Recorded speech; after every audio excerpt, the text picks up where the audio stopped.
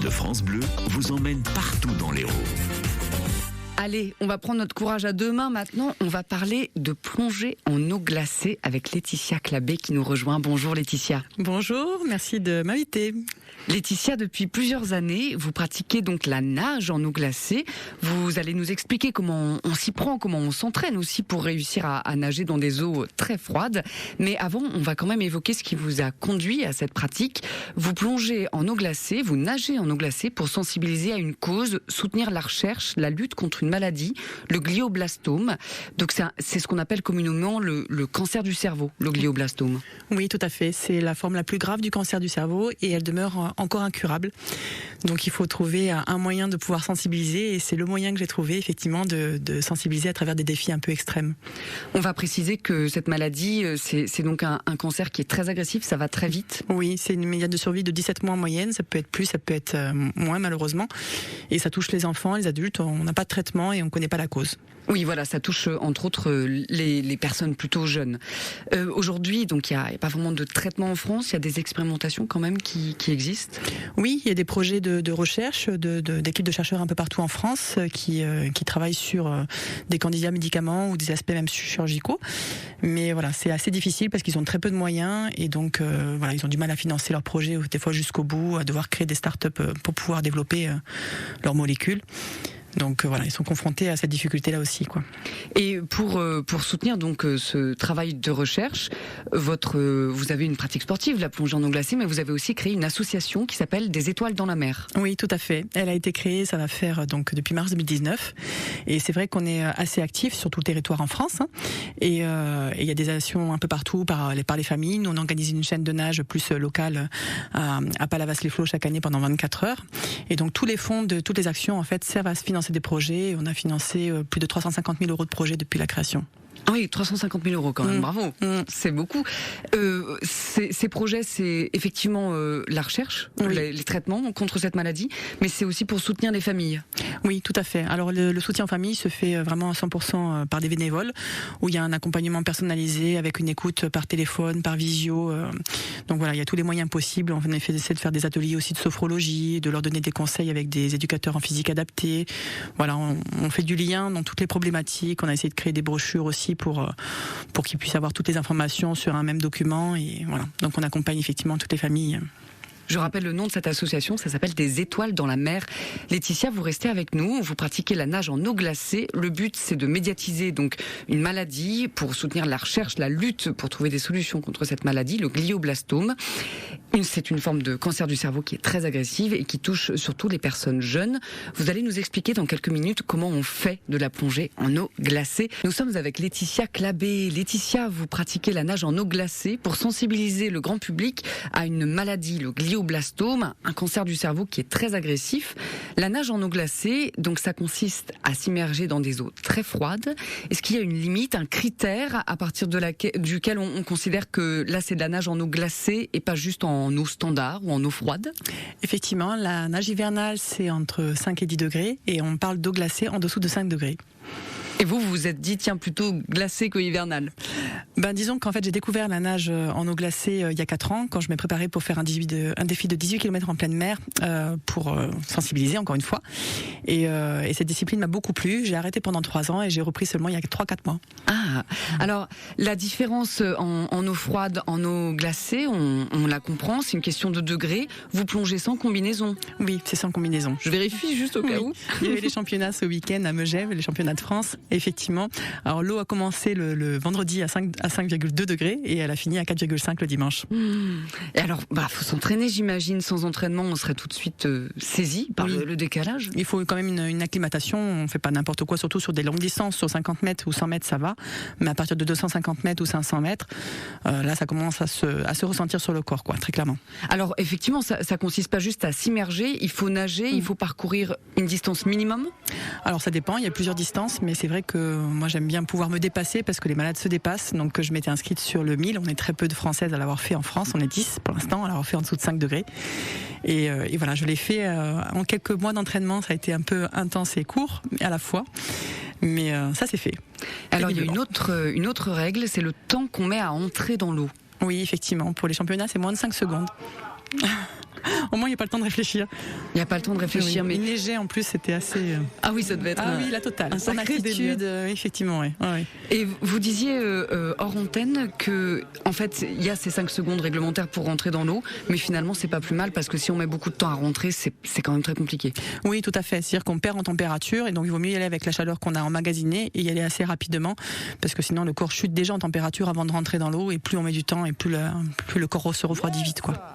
Et quand vous sortez de l'eau, il vous faut combien de temps pour récupérer, redevenir une personne normale? Alors moi particulièrement longtemps, surtout que je fais du long du coup. Enfin, je me suis inscrite à plusieurs distances, dont le 1000 mètres.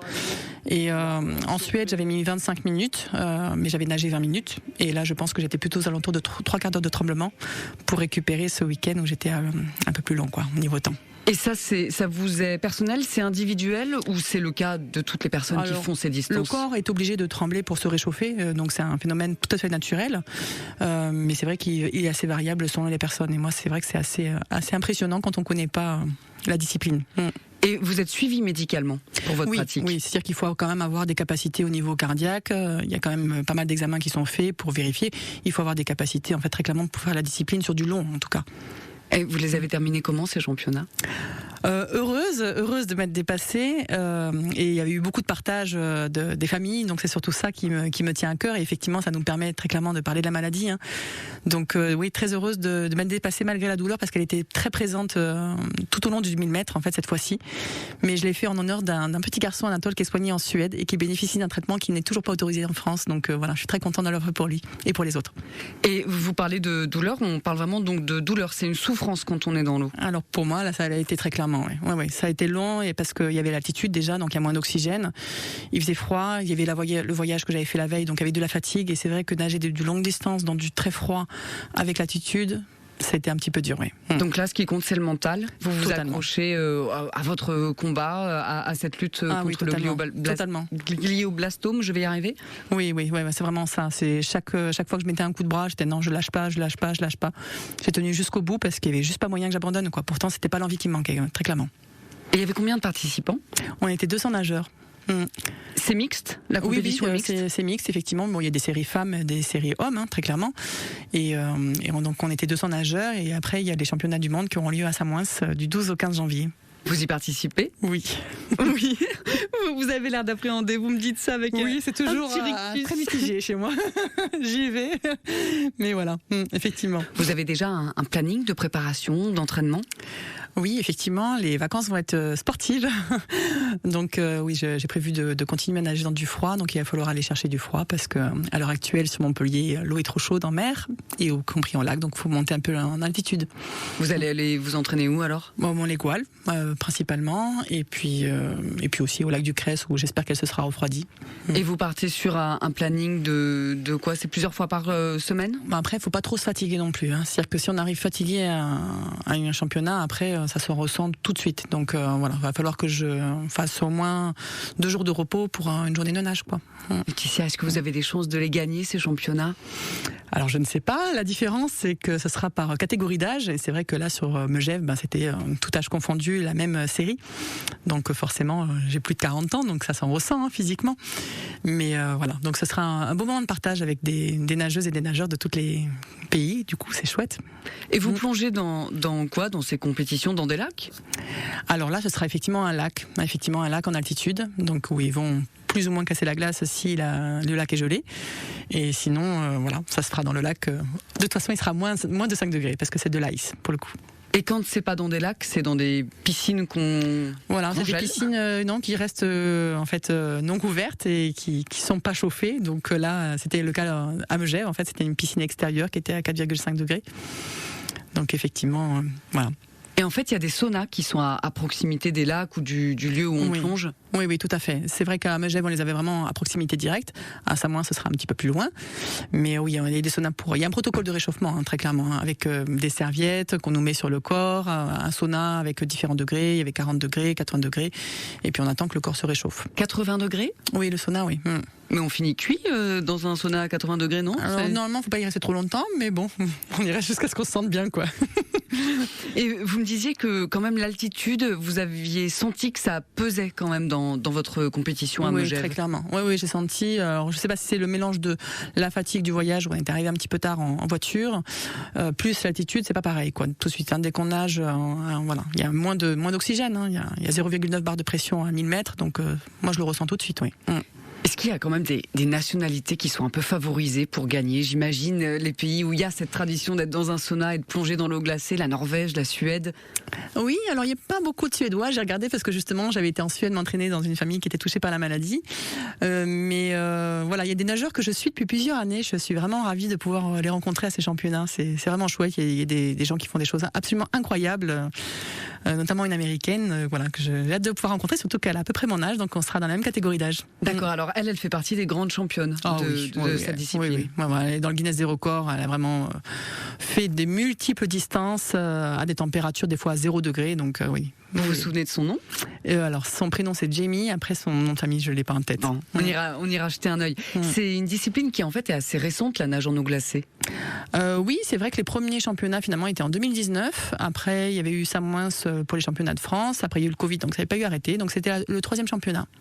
On va peut-être dire un mot des partenaires qui vous soutiennent dans vos performances. Il y a le centre de cryothérapie Cryomède au Millénaire. Oui, tout à fait, qui m'ont proposé de m'offrir des séances pour me préparer aussi. Pour la récupération, c'est important. Après un sport comme ça. Et après, il y a le CHU de Montpellier, qui est mon employeur et qui nous soutient aussi, donc qui m'a offert tout l'équipement de réchauffement et que j'ai bien apprécié d'ailleurs. C'est un manteau en fait. C'est un très grand manteau, oui, qui est imperméable et qui tient tout de suite très chaud, qui coupe le vent et qui est très long, ce qui permet l'air ne rentre pas. Et même pour se changer, parce que par exemple en Suède, je me suis changée sur le ponton en fait, dans la neige. Et là, du coup, ça permet de faire comme une petite cabane, quoi, en fait. Donc c'est vrai que c'était vraiment super, quoi. Et c'est la matière qui permet de faire en sorte que ça tienne tout de suite très chaud. Oui, la matière et puis du coup la qualité vraiment est intéressante, quoi. On va terminer par peut-être quelque chose de très important. Vous avez mis en ligne une collecte sur une plateforme qui s'appelle Alvarom pour vous aider à participer à ces compétitions. Oui, tout à fait. L'association est loi 1901, donc on peut faire des collectes sur Eloasso ou Alvarom, et là il y a une collecte effectivement dédiée à cet événement-là. Donc l'association c'est des étoiles dans la mer. Voilà, des étoiles dans la mer. Il suffit d'aller cliquer dans la rubrique championnat en eau glacée. Et d'ailleurs, j'ai été rejoint par des nageurs toulousains qui ont fait un relais. Donc ça, c'était super, un relais des étoiles dans la mer à Megève. Et certains vont participer au championnat du monde aussi. Ces fonds, ils vous aident à financer les déplacements, par exemple, dans les compétitions? Ah non, pas du tout. Je prends tout à ma charge. Non, hors de question. Tout va pour la recherche. Pour la recherche. À 100%. Voilà. Directement. Merci beaucoup, Laetitia Clabé. Vous êtes nageuse en eau glacée. Vous pratiquez cette discipline pour mettre en lumière une maladie, le glioblastome. C'est une forme de cancer du cerveau qui est très agressive. Et vous récoltez des dons pour soutenir la recherche contre cette maladie avec votre association des étoiles dans la mer. Merci d'avoir passé ce moment avec nous, Laetitia. Merci beaucoup infiniment pour votre invitation.